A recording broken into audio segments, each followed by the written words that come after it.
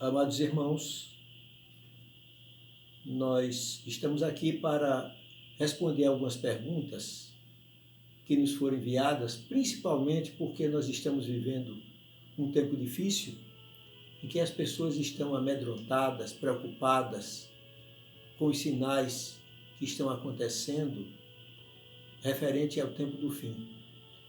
E tem pesquisado das Escrituras, e essa preocupação fez com que elas nos mandassem algumas questões, as quais nós procuraremos responder à luz da Bíblia. A primeira questão que nos chega refere-se ao seguinte: quem são os 4 cavaleiros do Apocalipse? Esses 4 cavaleiros são figuras alegóricas. O primeiro cavaleiro significa a conquista, que é uma forma de calamidade terrena, onde os impérios se estabelecem, dominando os povos. Veja, por exemplo, que o cavaleiro traz o arco e a coroa, indicando poder, indicando domínio, indicando conquista. O segundo cavaleiro representa, por causa da cor vermelha do cavalo, as batalhas, nas quais os homens derramam seu sangue. Veja, por exemplo, que o cavaleiro traz uma grande espada. O terceiro cavaleiro representa a escassez de alimentos, que gera fome no mundo.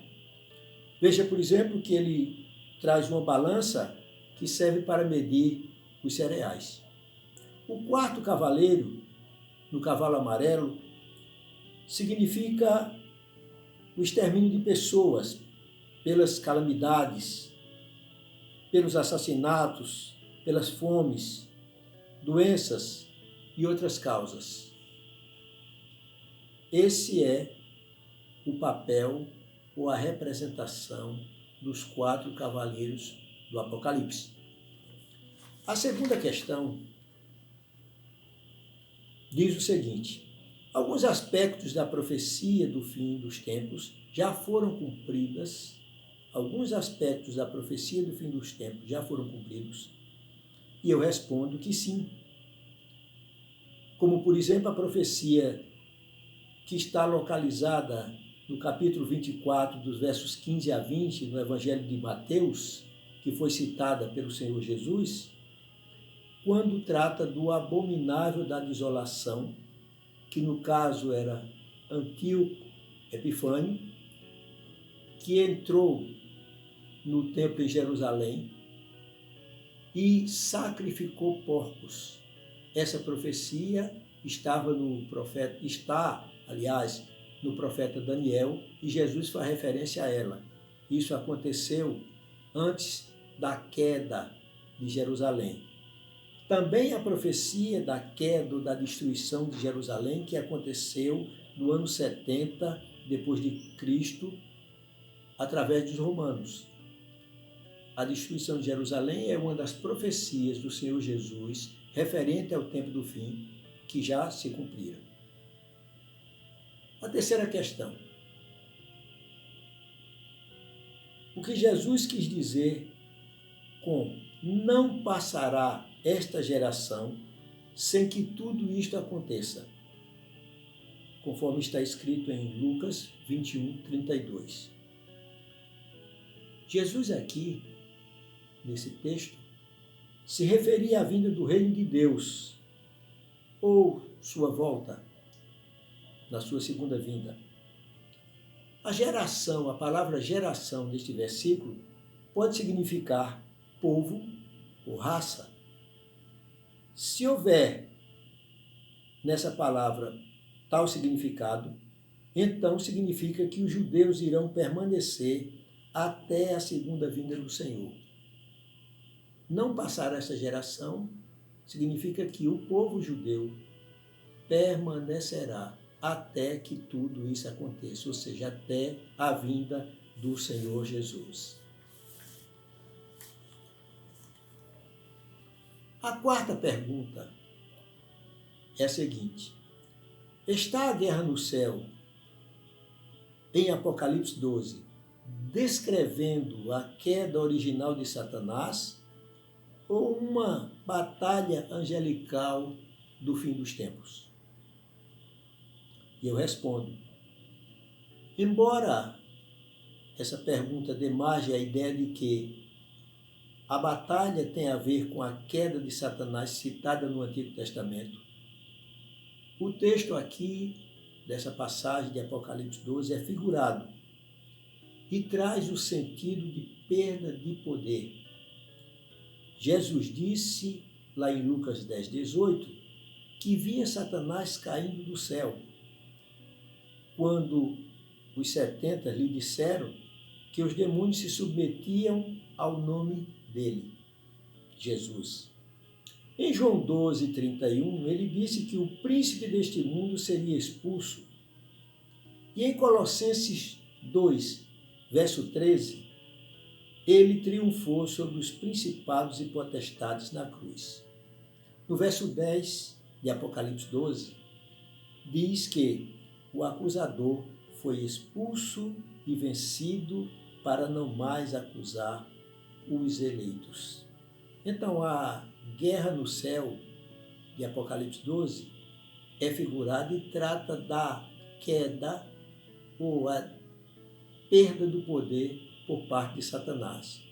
Essa é a interpretação melhor para esta pergunta. A quinta pergunta que nos chegou diz o seguinte: haverá um arrebatamento parcial? Não. O arrebatamento é total. Se dará uma só vez e todos os eleitos serão reunidos dos 4 ventos de uma outra extremidade da terra, conforme está escrito em Mateus 24, 31. 1 Tessalonicenses 4, versos 13 a 17, também trata a respeito do arrebatamento. E ele acontecerá após a grande tribulação, como está previsto em 2 Tessalonicenses, capítulo 2, versículos de 1 a 6. A sexta questão: o que significa ressurreição, ou primeira ressurreição de Apocalipse 20, de 1 a 6? O que significa a primeira ressurreição de Apocalipse 20, de 1 a 6? Apesar de várias interpretações a esse respeito, eu creio que a primeira ressurreição contrasta com a segunda ressurreição, assim como a primeira morte contrasta com a segunda morte. A primeira morte é a física e a segunda é espiritual. Nós estávamos mortos em nossos delitos e pecados, e Cristo nos ressuscitou. Segundo Efésios, capítulo 2, verso 1. No dia do Senhor, participaremos da segunda ressurreição, que é para todos, mas os ímpios permanecerão mortos espiritualmente e irão para o lago de fogo após o juízo final. E por fim, a sétima questão que nos mandaram. E a pergunta é: como se preparar para ser levado no arrebatamento? Pergunta interessante. E eu, respondendo à luz das Sagradas Escrituras, só posso dizer que, seguindo o que Paulo ensina em Filipenses 2, versos de 12 a 16, preparar-se para o arrebatamento é fazer o que a palavra de Deus nos ensina. Seguir o que Paulo ensina em Filipenses 2, 12 a 16 é uma forma de se preparar para o arrebatamento daquele dia. Espero que as questões que nos foram apresentadas tenham sido respondidas satisfatoriamente e que Deus nos abençoe e nos faça estar preparados para aquele dia. Amém.